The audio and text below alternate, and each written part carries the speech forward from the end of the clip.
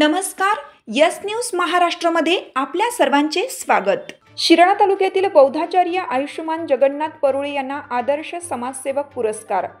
हुतात्मा अपंग बहुउद्देशीय विकास कल्याणकारी संस्था कराडचे संस्थापक डॉक्टर सुनील फडतरे यांच्या पुढाकाराने आयोजित 7वा राष्ट्रीय गौमंतक गौरव पुरस्कार वितरण सोहळा दिनांक 14 सप्टेंबर 2025 रोजी मडगाव गोवा येथे उत्साहात पार पडला।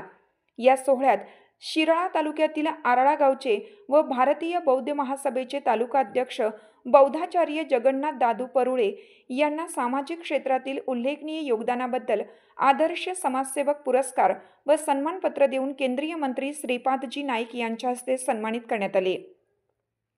कार्यक्रमाला विविध क्षेत्रातील मान्यवर, विभागाचे आमदार तसेच संस्थेचे पदाधिकारी उपस्थित होते।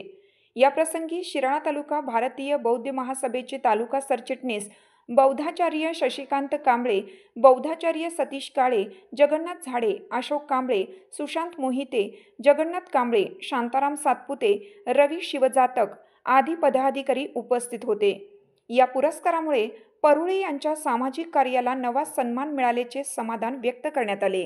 कोरेगावचे सुपुत्र यांना आदर्श उद्योजक पुरस्कार प्राप्त होतोय आणि या उद्योजकांचं नाव आहे अविनाश कोले।